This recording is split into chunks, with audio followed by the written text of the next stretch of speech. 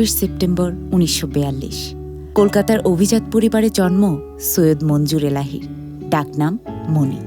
কলকাতা হাইকোর্টের প্রধান বিচারপতি বাবা স্যার সৈয়দ নাসিম আলীকে মাত্র ৫ বছর বয়সে হারান তিনি। পিতৃহীন ছোট্ট মনি বেড়ে ওঠে বড় ভাইদের স্নেহ ও অনুশাসনে।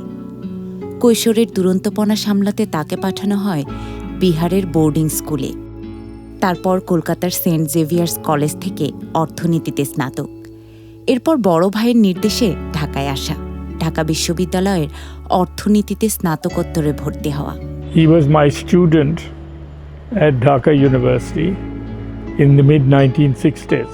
So he joined us in the MA prelim class and stayed on to do the MA final exam. He took a very unusual and risky choice in the post-liberation period when he decided to quit his multinational job and directly go into business. তিনি বিশ্বাস করতেন ব্যবসা মানে শুধু মুনাফা নয়, প্রতিষ্ঠান গড়া।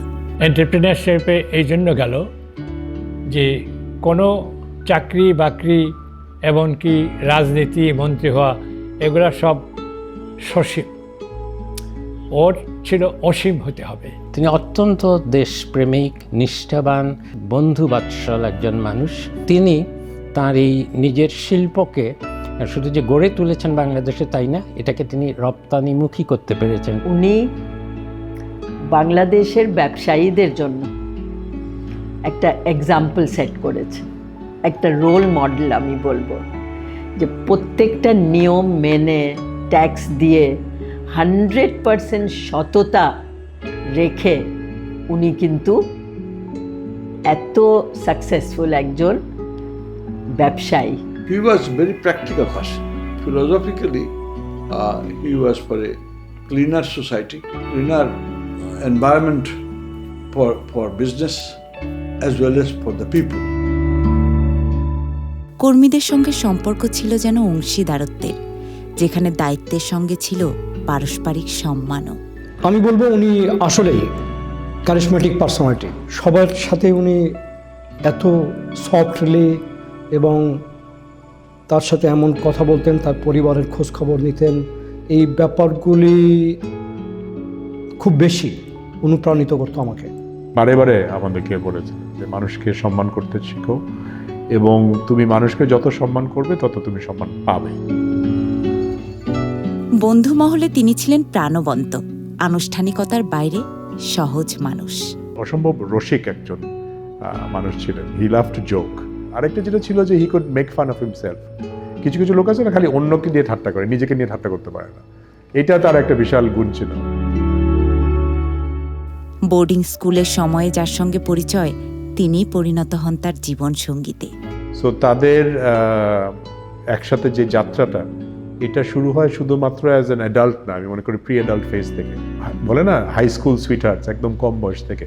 কারণ ওনারা পাশাপাশি দুইটা বোর্ডিং স্কুলে পড়তেন। যখনই আমরা কোথাও ঘুরতে যেতাম, আব্বা সবচেয়ে বেশি এক্সাইটেড থাকতেন।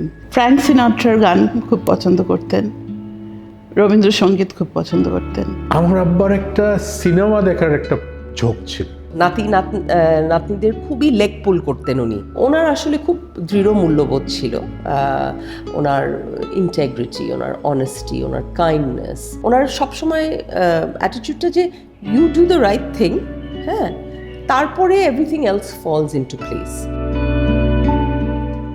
সৈয়দ মঞ্জুর এলাহী নিজেকে ব্যবসার গণ্ডিতে আটকে রাখেননি।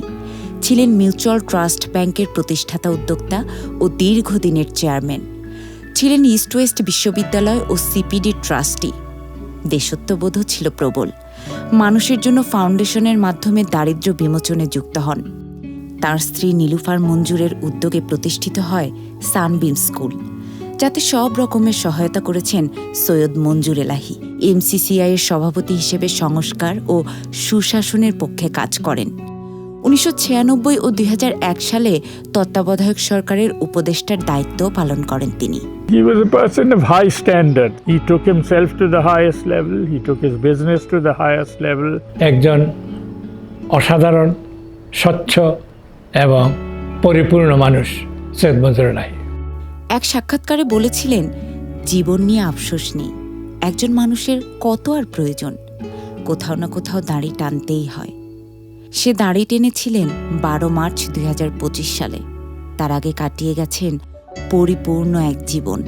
না পাওয়ার ক্ষোভ নেই, অতৃপ্তির উচ্চারণ নেই। এই শান্ত স্বীকৃতি যেন তার জীবনের সারসংক্ষেপ।